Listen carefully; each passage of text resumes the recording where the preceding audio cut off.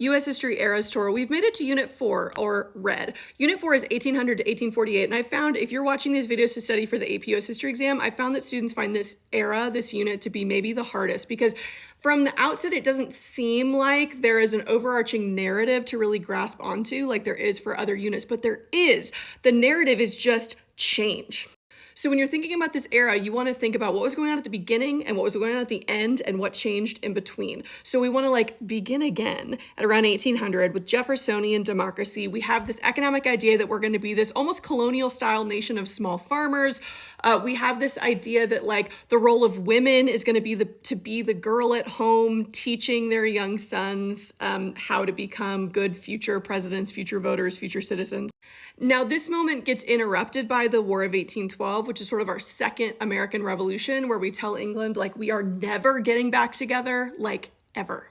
Post-War of 1812 is where everything has changed, or everything starts to change. We have this era of good feelings, which is not really, but it just means that the Federalist Party has died. We also have the spread of these Enlightenment revolutionary ideas to more groups. So this is when white men who don't own land start to push for voting rights. This is when women start to push for more rights, when abolitionists start to really voice their movement against slavery.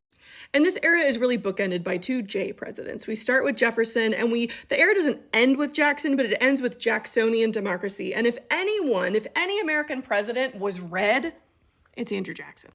We knew you were trouble when you walked in and just invaded Florida illegally, and then John Quincy Adams had to clean up your mess and be like, oh, sorry, Spain, we'll pay you for it. Remember that Jackson was mobilizing a new group of voters. These are white men who didn't own land, right? So we have the expansion of suffrage to, in most states, all white men, which doesn't seem super radical, but relative to the time period, actually was a pretty big deal. A lot of them feel cheated out of that election of 1824, the corrupt bargain, where it goes to John Quincy Adams. And so Jackson voters are I remember it all too well. And they come back in 1828 and Jackson wins in a landslide. Jackson's presidency is treacherous. He's using the veto whenever he wants. He's ignoring Supreme Court orders. He's just doing whatever he wants. A good example of this would be during the nullification crisis when South Carolina is mad about a tariff, and they're fine, maybe we'll just leave. Maybe we'll just secede. And Andrew Jackson is stay. And by that, I mean he sends the military in and is yeah, you're going to stay. Of course, the worst moment of Andrew Jackson's presidency, it's not beautiful, it's just sad and tragic, is the Indian Removal Act and the Trail of Tears, where the indigenous people, thousands of indigenous people all across the southeastern United States, were forced off of their holy ground onto reservations in what is today Oklahoma.